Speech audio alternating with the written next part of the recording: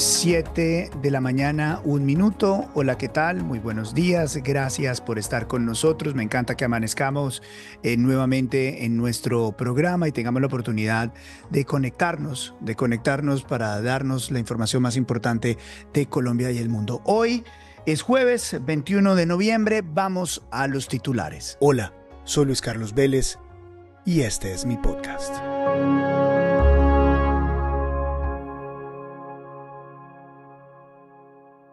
Titular importante. El titular lo tiene el diario El Tiempo a esta hora en la mañana. Esa es la noticia más importante del día. Si usted se queda con una noticia, esta jornada es esta. El Tiempo dice: los peligros del proyecto que busca reformar el sistema general de participaciones, que ya pasó su séptimo debate. Ojo, el titular es: los peligros del proyecto que busca reformar el sistema general de participaciones, que ya pasó su séptimo debate. Sí. Si usted no está poniendo mucho cuidado, como es tradicional, usted tiene su propia vida, no se ha dado cuenta que por séptimo debate se ha aprobado un proyecto peligrosísimo en Colombia, peligrosísimo, en el cual se busca reformar el sistema general de participaciones. El sistema general de participaciones. ¿Qué significa esto? El gobierno colombiano, la administración Petro, está buscando aumentar la proporción de las transferencias que el gobierno le gira a los municipios y a los departamentos. Que el gobierno le gira a los municipios y los departamentos. Esto es grave porque pues es la manera en que el gobierno pasa la plata a los municipios y los departamentos. ¿Y por qué es grave? Porque buscan pasar las transferencias del 23,8% actual, 23,8% actual, al 45%, casi el doble de los ingresos corrientes de la nación en un periodo de 10 años. En 10 años quieren duplicar la cantidad de dinero que le pasan a los municipios y le pasan a los departamentos. Bueno, todo esto sería normal si hubiera plata para poderlo hacer. El problema es que eso no tiene plata, no tiene fondos, no hay manera de hacerlo. Expertos ya han entrado a analizar el tema y hoy, esta mañana, se conoce este informe. Es un informe gravísimo que presenta el Banco de la República. Este es un informe que sale en la publicación del Banco de la República que se llama Borradores de Economía. Y el primer documento lo hace Juan José Ospina, Jesús Bejarano, Andrés Nicolás Herrera, Manuel Quintero, David Camilo López, Jorge Enrique Ramos, Steven Zapata Álvarez. Documento que aparece en la Gaceta Oficial, Borradores de Economía del Banco de la República.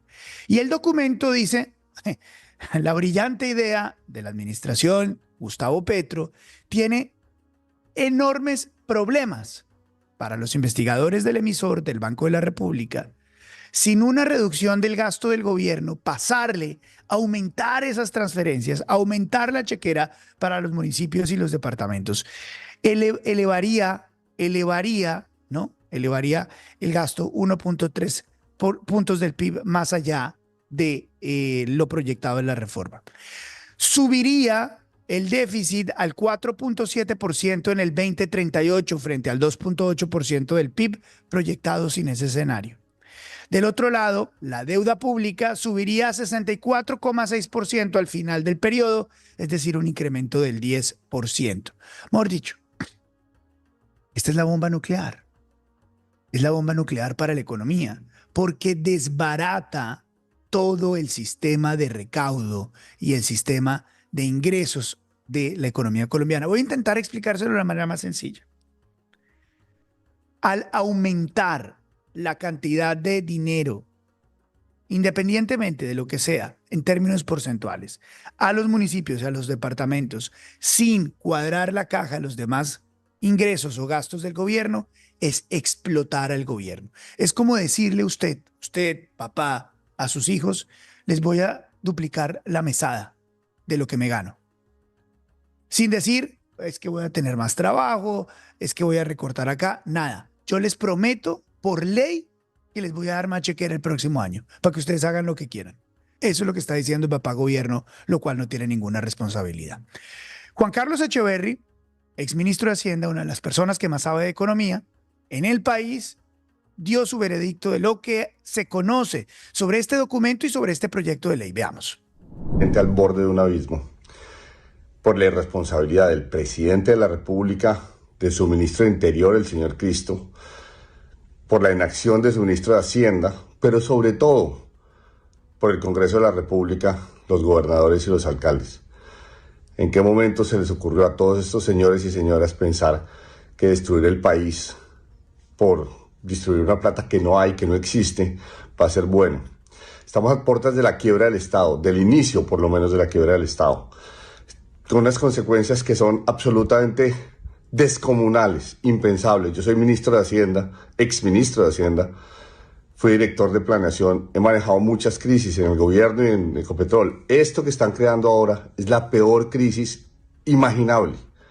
Y esto es bajo la dirección del gobierno y bajo la calentura del Congreso y de los gobernadores y los alcaldes. Se está aprobando una reforma constitucional a las transferencias territoriales que dice que el gobierno tendría que pasarles cosa de 30, 40, 50 billones de pesos. Eso va a aumentar a lo largo de los años. Y eso quebraría el Estado. Esa plata no existe. Tocaría endeudarse. Y si no me creen a mí, créanle al Banco de la República. Por fin alguien produjo un documento. Ayer salió.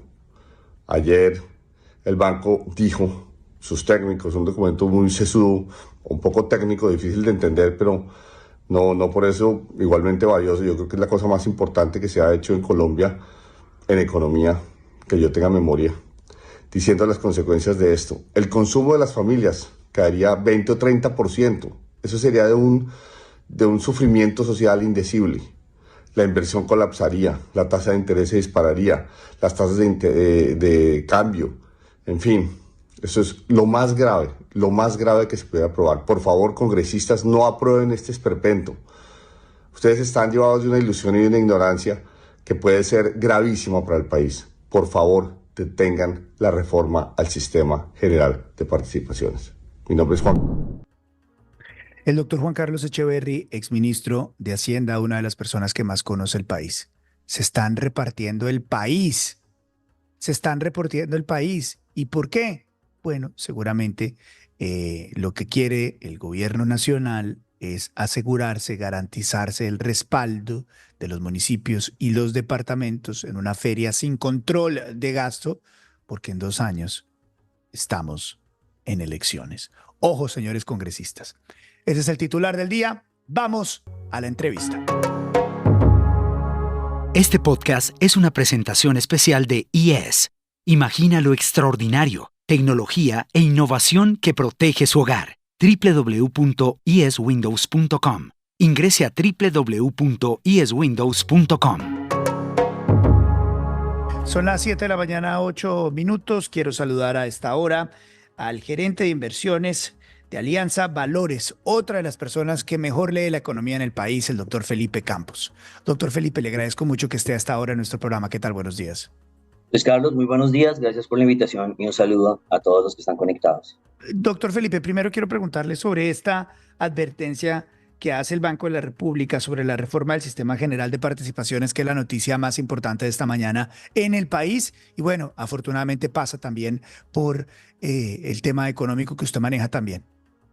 Bueno, hemos recibido 3 documentazos que ponen, con un signo de interrogación enorme qué está pasando con los temas fiscales de Colombia, ¿no? Tuvimos el documento de JP Morgan diciendo de pronto se va a perder la calificación el próximo año.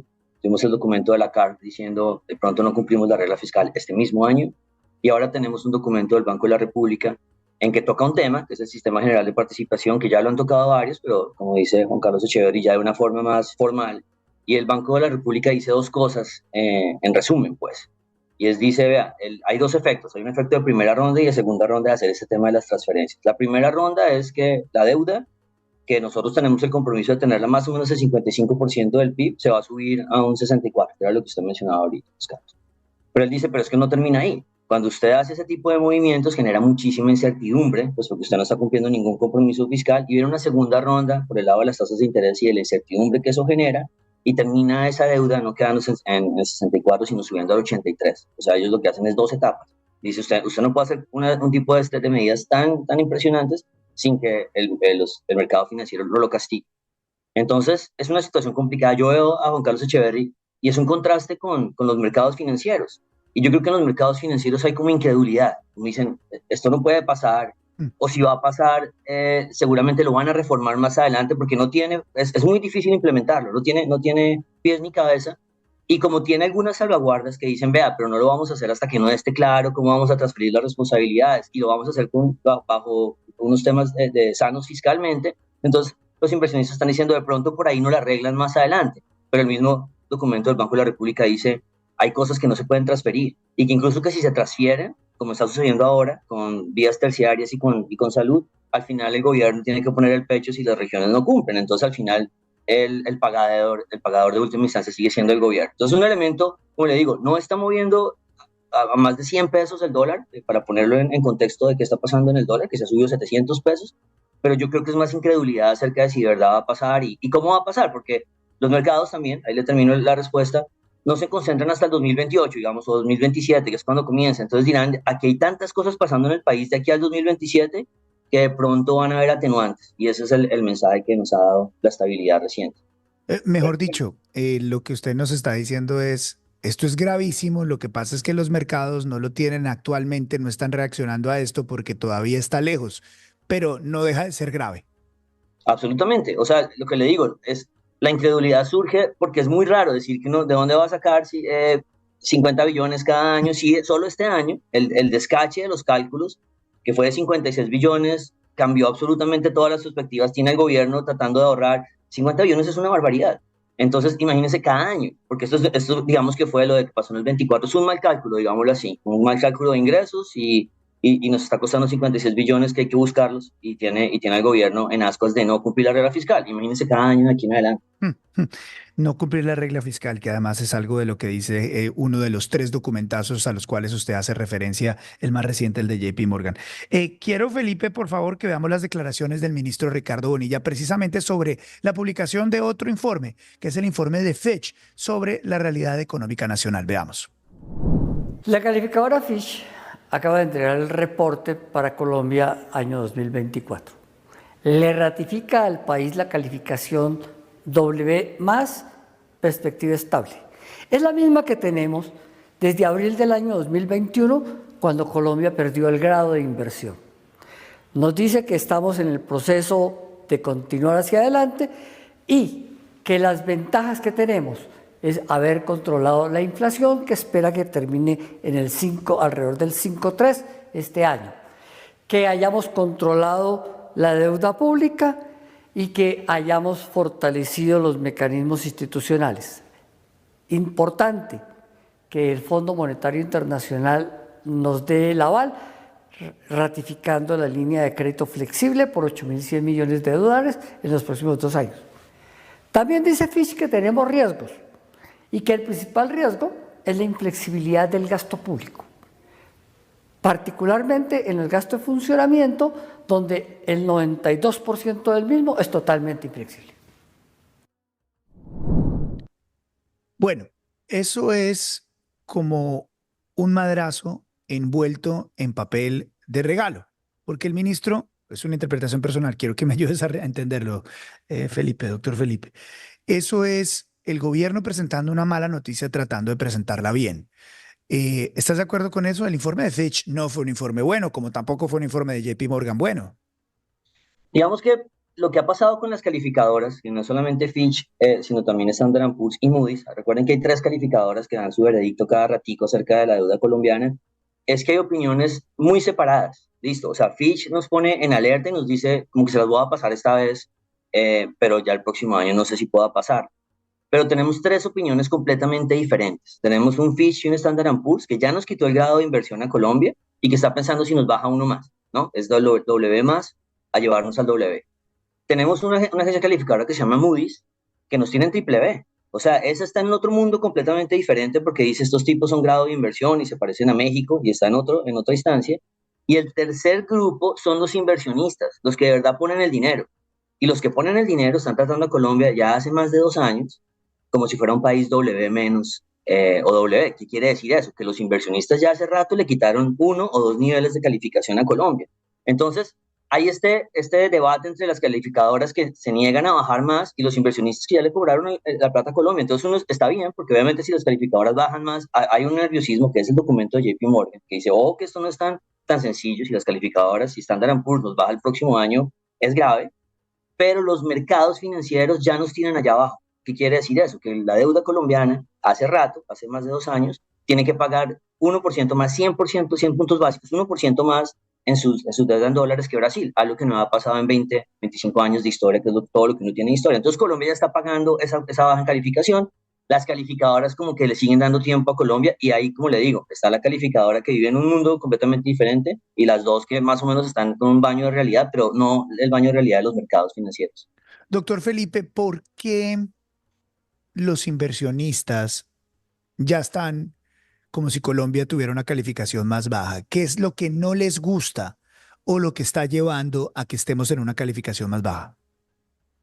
Eso sucedió desde finales del 2022, o sea, inmediatamente se tuvo todo este proceso electoral y el propósito del gobierno de ser más heterodoxo, no vamos, digamos, a decir que es bueno o malo, más heterodoxo y es menos comprometido de alguna forma con los números fiscales, menos comprometido con la función de pronto de Ecopetrol y hacer unos cambios radicales, los inversionistas dijeron, ok, esto todo suena en el papel impresionante, pero usted cómo lo va a realizar, cómo va a hacer esos cambios tan grandes. Inmediatamente comenzaron a cobrarle a Colombia como si fuera un país, en algún momento casi como si fuera un país como Turquía, y ya después se fueron calmando, pero nos dejaron en esa calificación. ¿Por qué? Porque temen, no es muy difícil, Luis Carlos, que usted coja la producción de Ecopetrol, que no son números malos, o sea, yo ahí diferiría de algunas personas, yo no creo que Ecopetrol haya sacado números tan malos, porque es una compañía muy fuerte que tiene buen precio de petróleo y de dólar, pero es muy difícil que usted en 1 o 2 años siga teniendo esas utilidades porque no va a haber el petróleo para producirlo. Entonces ellos están viendo ese futuro y están diciendo, hay decisiones que se están tomando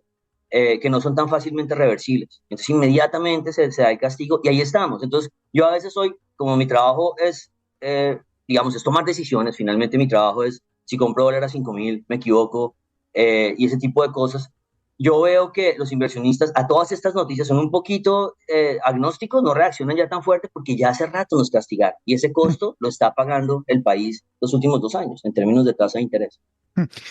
Felipe, entremos en el tema de dólar. El dólar ha venido teniendo unos vaivenes bastante fuertes en los últimos días.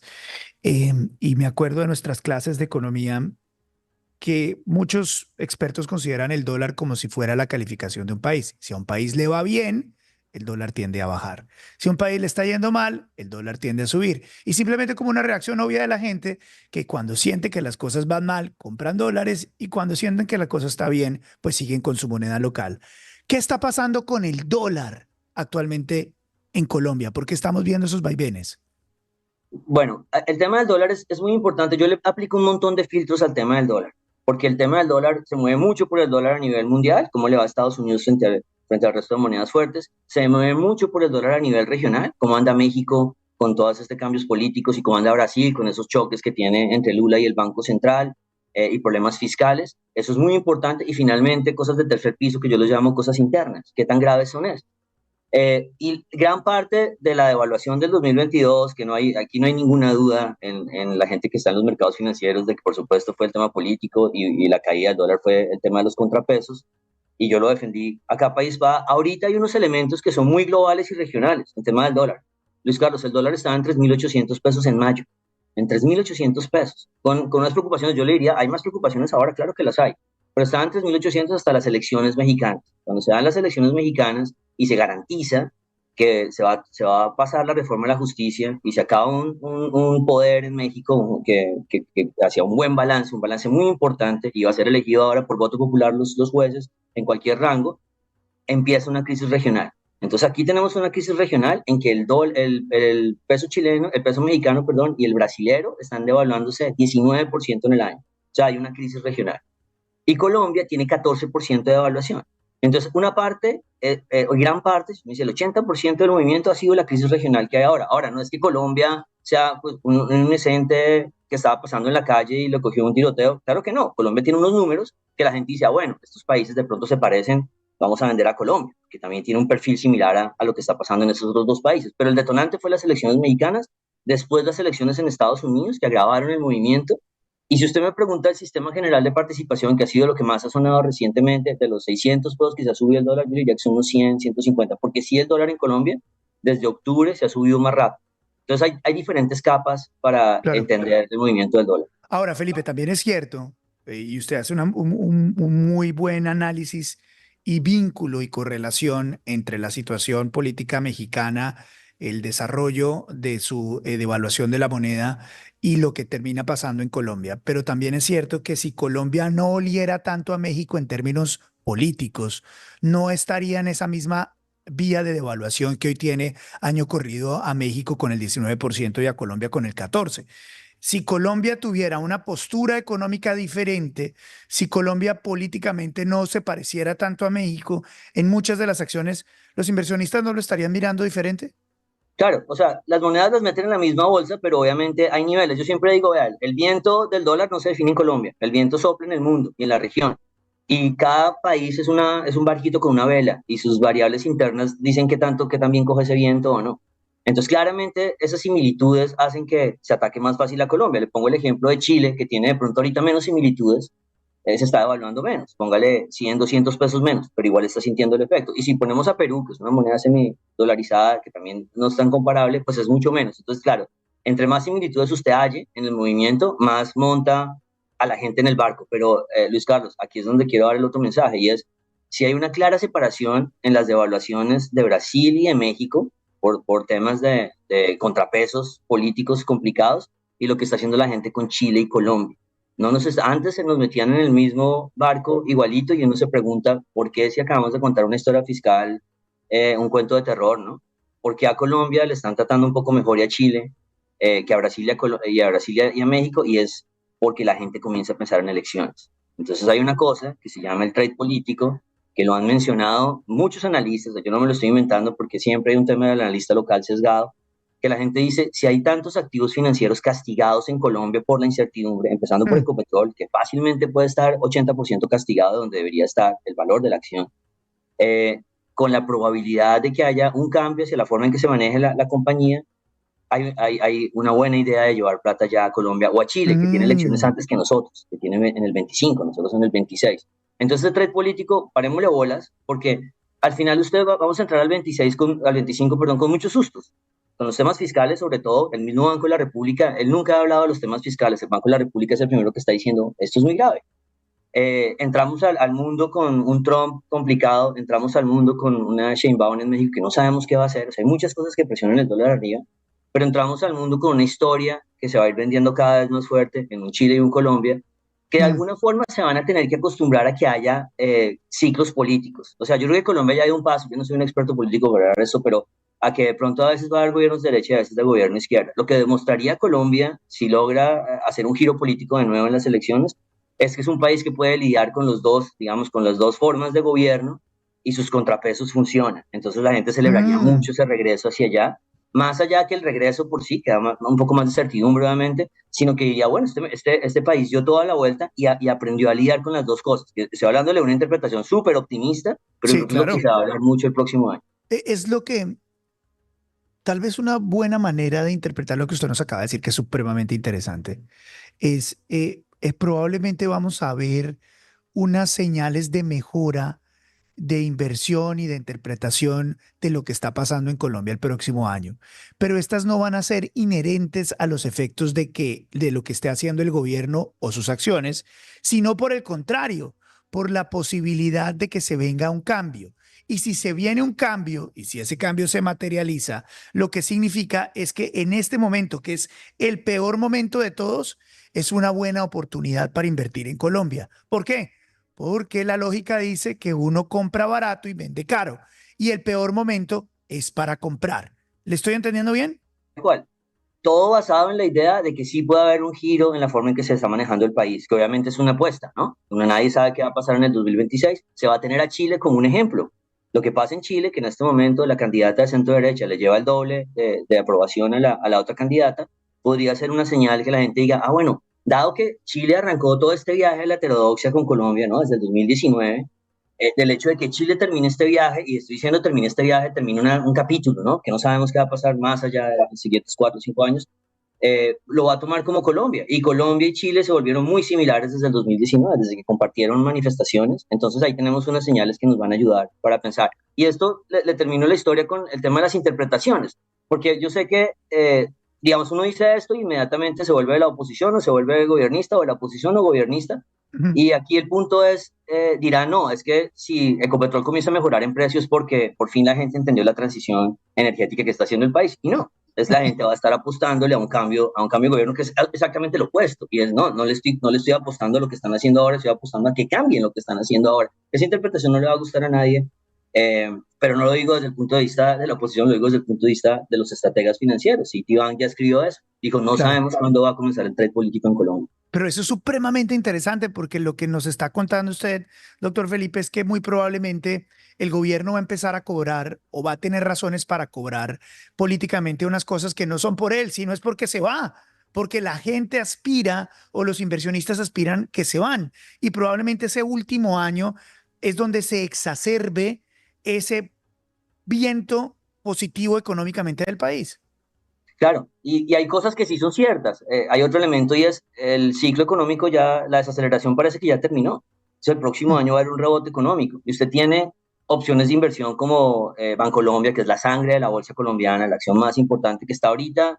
Ya por fin un activo financiero colombiano superó los niveles del 17 de noviembre del 2022, que no podían hacer, porque el dólar no bajó de 3.800 porque la gente no se animó a decir, yo quiero un dólar por debajo antes de iniciar este cambio político en Colombia. No lo pudo llevar por debajo, que era el nivel del 17 de noviembre del 2022. Ya en Colombia está superando esos niveles. Entonces ya la gente está comenzando a tener la idea del tema político y del rebote económico. Las acciones están tan baratas que si el próximo año rebotamos al 2.8, como están empezando los analistas, hay una muy buena oportunidad. Entonces se mezclan las cosas y al final es el perro persiguiéndose la cola para la gente que sea de oposición. Y a medida que mejoren las cosas, entonces va a haber una guerra de discursos y de narrativas, en la que Claro. la gente va a decir, entonces yo estoy invirtiendo porque creo que el gobierno va a cambiar, pero a medida que mi inversión mejore, la probabilidad de que no cambie el gobierno va a aumentar, entonces la estoy embarrando y va a haber un tema de narrativas muy interesante el próximo año.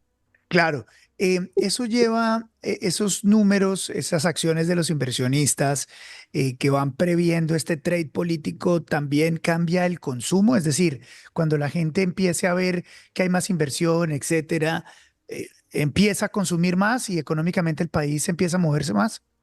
Puede que haya un efecto si, por ejemplo, las tasas de interés bajan más aceleradamente, aunque todas esas dinámicas van para, todo lo que pase el próximo año va para el 2026. Acuérdense que hay un rezago bien grandote entre las tasas de interés y lo que pasa con la economía. Pero sí puede haber algo más de confianza. Ahora, Luis Carlos, el consumo en Colombia está supremamente fuerte de todas formas. Es impresionante. Colombia siempre ha sido un país que el 75% es solo consumo de los hogares y del gobierno, y en este momento es el 90%. Entonces el consumo anda fuertísimo y gran parte del rebote ya es consumo del próximo año. Pero sí, va a haber un tema que se va retroalimentando y el crecimiento del 2026 yo me imagino que va a ser muy parecido, va a ser algo Sí. cercano al 3%. Y si en ese trade político el resultado no es que el gobierno se vaya, sino que se perpetúe, inmediatamente las cosas se caen. O sea, sí, esa sería mi teoría absolutamente, porque ya lo vivimos en el 22. Entonces, y de nuevo, puede que, yo quiero tratar este tema porque es tan complicado que una vez uno dice eso y eso complica y es, las políticas son muy inciertas, ese es el punto, las políticas son muy inciertas. Y le hago un ejemplo con Ecopetrol, que yo creo que es la más fácil de ponerla. Si Ecopetrol no tuviera el fracking que todavía tiene en Estados Unidos, ya la producción de petróleo se habría bajado a 100.000 barriles. O sea, estaríamos Wow. alarmando un escándalo tremendo y es porque tenemos ese fracking en Estados Unidos. No cogimos el otro fracking, que es lo que generó mucha incertidumbre de, oiga, pero yo quisiera que el gobierno tuviera unas ideas políticas y que la empresa se manejara pensando en la empresa. Y la empresa, pues, es un panadero que sabe hacer pan y que no es tan fácil que se ponga a cortar pelo. Entonces, déjeme seguir haciendo pan.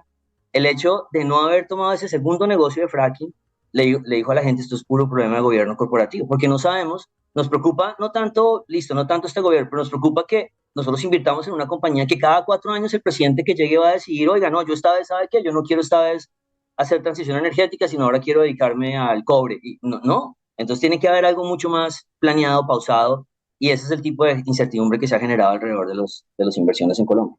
Fascinante conversación, doctor Felipe Campos. Le prometí que lo liberaba a las 7:30, son las 7:30. Gracias por darnos unos minutos y ayudarnos a entender qué se viene económicamente, qué es lo que está pasando en el país y la reacción, por supuesto, a la noticia más importante del día. Aprecio mucho su tiempo, doctor Felipe. Le mando un abrazo. Gracias. Lo mismo, Luis Carlos, un saludo a todos y feliz día. Gracias, doctor Felipe. 7:30, vamos al editorial. Este podcast es presentado por Caribana, el único resort con campo de golf y sede de playa en la zona norte de Cartagena que es una realidad. En Caribana está la mejor opción para comprar vivienda, lotes para construir la casa de tus sueños y apartamentos para rentas cortas. Visita www.caribanacartagena.com o llama al 316-694-0621. 316-694-0621. 7 de la mañana, 30 minutos.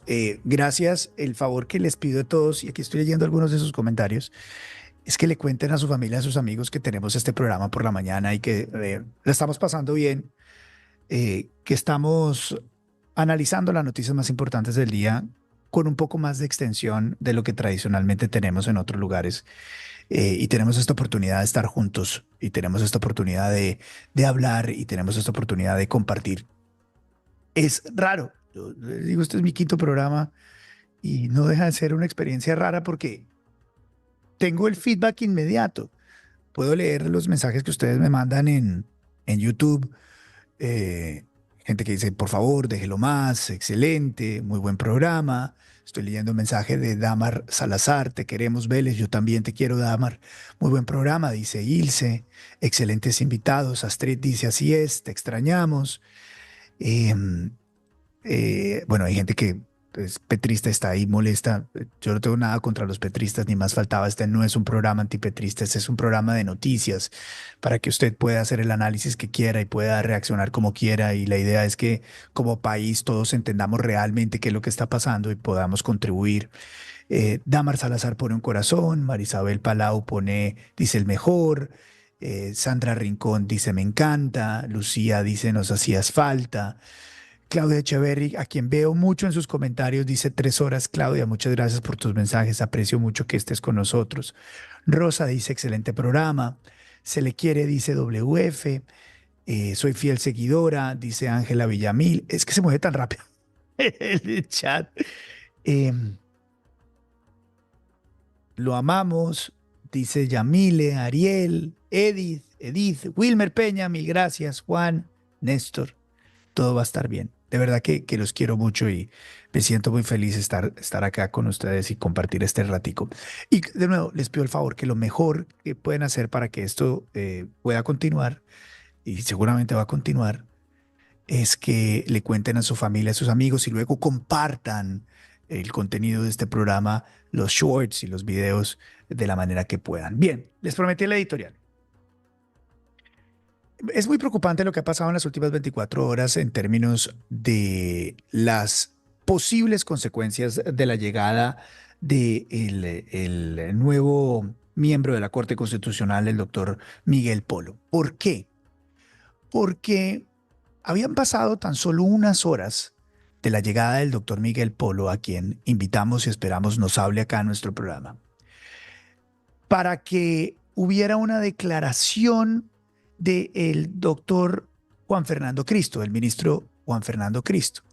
Lo voy a poner en contexto. Acuérdense que habíamos llegado a la preocupación expresa por el presidente Iván Duque ayer de que la llegada del doctor Polo era la llegada de un miembro a la Corte Constitucional de corte petrista. El gobierno, la administración de Gustavo Petro hizo mucho lobby, fuerza, presión para que llegara el doctor Miguel Polo. Y ayer nos decía el expresidente Iván Duque que el riesgo de eso es que de alguna manera el gobierno nacional está buscando o estaría buscando vehículos para extender el periodo presidencial o buscar la reelección.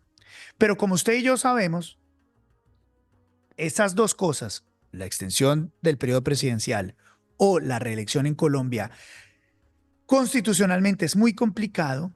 El gobierno nacional, a través de sus abogados, estaría buscando alternativas para lograrlo, ya que no es por la Constitución explícitamente estaría buscando vehículos. Y esos vehículos solamente son viables, son posibles, si hay aprobación de la Corte Constitucional.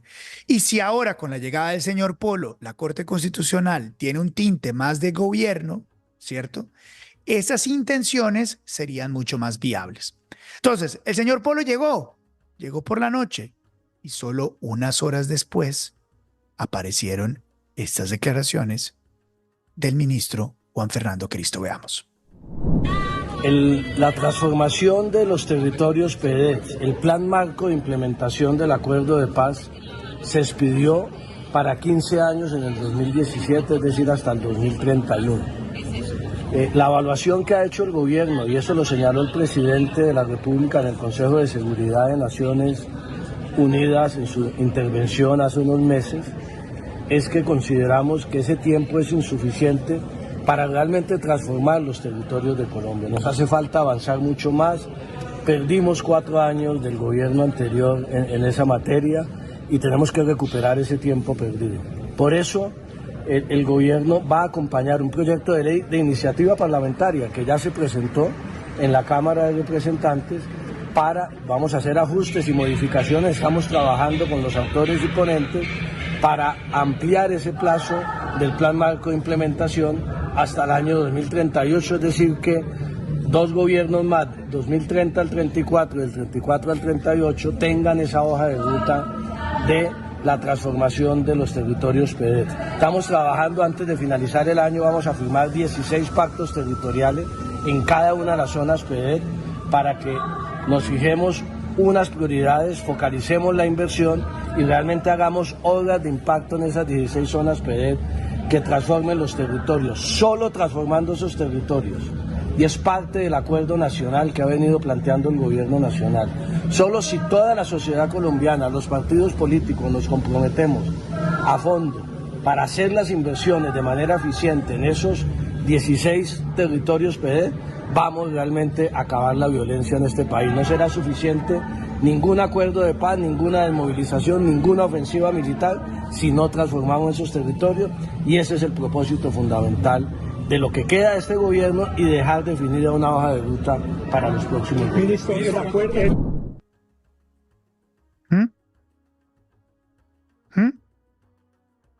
A ver, yo no sé si ustedes quedaron tan preocupados como yo con esa declaración, pero el señor ministro Juan Fernando Cristo, quien hizo parte de la administración de Juan Manuel Santos y es uno de los ideólogos y ejecutores del proceso de paz, y es uno de los hombres más inteligentes y sagaces en la política colombiana, que fue capaz de pasar un proceso de paz que a través de un plebiscito los colombianos habían dicho que no, y que fue capaz de desmenuzar los acuerdos de paz para que los pasara el legislativo, a pesar de que los colombianos en el plebiscito dicen que no.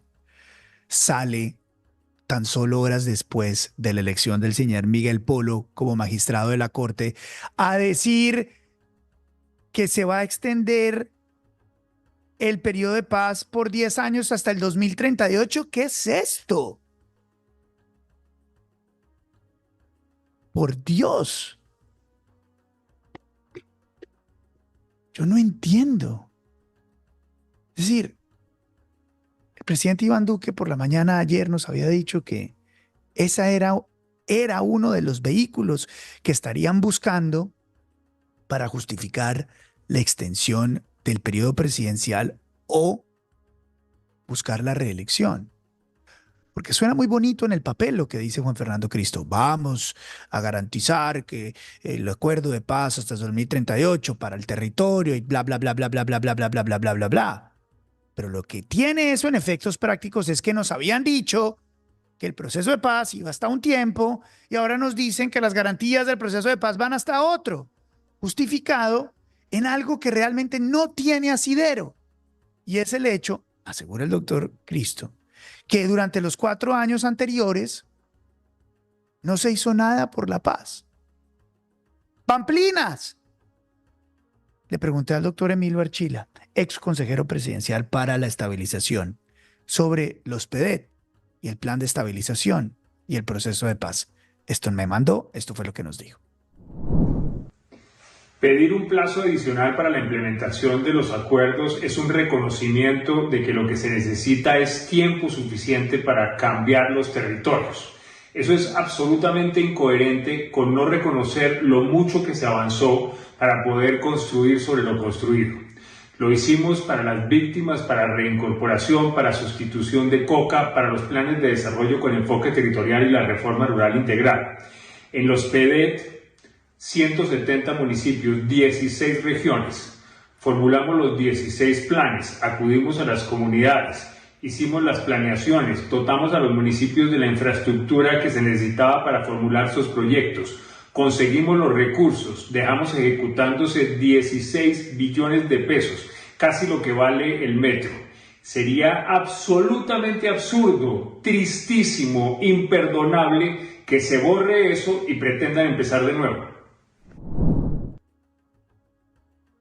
Empezar de nuevo.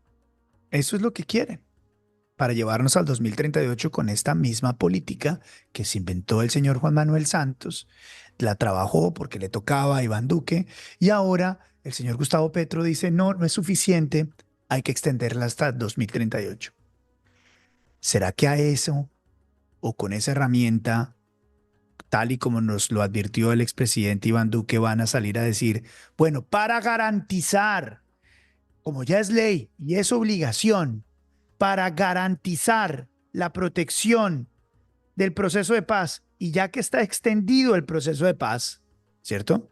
Como lo van a proponer, lo van a pasar, como es obligatoria esta extensión del proceso de paz, ergo, es obligatorio su cumplimiento, tenemos que tener un gobierno que nos garantice esas condiciones porque son ley. ¿Ya ven cómo es el asunto? ¿Ya ven cómo podría ser el asunto? Como lo aprobamos y lo aprobó el Congreso y es ley, pues vamos a hacer cumplir la ley.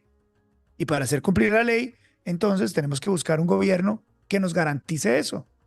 Entonces, no se les olvide, estos señores son supremamente inteligentes y hábiles. Ojalá uno tuviera la habilidad que tienen estos señores para mover, maquinar, pensar, ¿no? Y lograr sus objetivos políticos, obviamente con el visto bueno del Congreso, que hace unas cosas vergonzosas. Entonces ahora nos van a decir que como eso se volvió ley, la extensión del proceso de paz se volvió ley, entonces hay que tener un gobierno que garantice eso para evitar lo que ha pasado en el pasado, porque Iván Duque es un maldito y no hizo lo que tenía que hacer. Entonces tenemos que aumentar el periodo presidencial porque nos lo obliga la ley. ¿Entienden por dónde va el agua al molino? Esto es grave. Y lo peor de todo es que pasa con la anuencia y pasa con el visto bueno del Congreso. Porque el señor Polo no se eligió solo, ¿sí? Porque este noticiero lo arrancamos hablando sobre la reforma del Sistema General de Participaciones que va aprobada en su 7º debate y no se aprobó sola, ¿sí?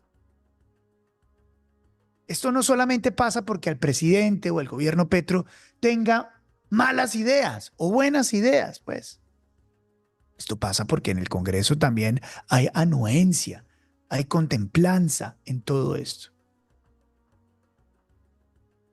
Entonces, señores congresistas, hombre, los ojos van a tener que estar encima de ustedes, porque ustedes están permitiendo que pase esto. Supuestamente ustedes son el contrapeso para que este tipo de cosas no pasen. ¿Qué más quieren de nosotros? Me pregunto yo. ¿Qué más quieren de los colombianos? Ven los análisis del Banco de la República, ven los análisis de las agencias calificadoras de riesgo, ven los análisis de los expertos. Y ahora nos quieren esto, en lo político. Eventualmente estar buscando la manera para por detrás llevarnos a una obligación de la reelección, a la extensión del periodo presidencial. Claro, yo sé qué van a decir los petristas, está bien. Es que Uribe no lo quiso, y es que Santos no lo buscó, y es que Duque no lo quería. Pues sí, mal, ellos también mal, porque la ley hay que respetarla, la Constitución hay que respetarla. Para eso están los parámetros, para eso están las normas. Y además ustedes llegaron diciendo que iban a hacer todo lo contrario, no lo mismo ni peor. Mucho cuidado con esto que está diciendo el doctor Juan Fernando Cristo. Y de todas maneras, al final, yo guardo un poco de esperanza a que el nuevo magistrado de la Corte, el señor Polo, sea un hombre que esté ahí para cuidar la Constitución y cuidar a los colombianos. Finalmente, los magistrados que estarán en la Corte Constitucional son los guardianes finales de la Constitución y deberían dedicarse a eso. Guardo la esperanza, como la guardé o la sigo guardando, para que gente como la señora fiscal trabajen en pro de los colombianos y no de una administración, por poderosa que sea, por poderosa que sea. Muy bien, 7 de la mañana, 45 minutos. A ustedes muchas gracias por su sintonía. Yo soy Luis Carlos Vélez. Si Dios quiere, nos vemos mañana viernes. Dios los bendiga. Y como siempre, todo va a estar bien. Gracias. Chao.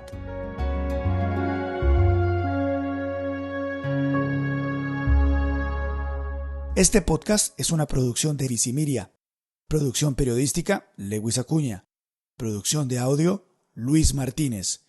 Música original, Miki de Narváez. Este podcast es presentado por Caribana, el único resort con campo de golf y sede de playa en la zona norte de Cartagena que es una realidad. En Caribana está la mejor opción para comprar vivienda, lotes para construir la casa de tus sueños y apartamentos para rentas cortas. Visita www.caribanacartagena.com o llama al 316-694-0621. 316-694-0621.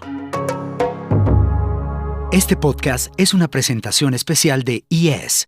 Imagina lo extraordinario, tecnología e innovación que protege su hogar. www.ieswindows.com. Ingrese a www.ieswindows.com.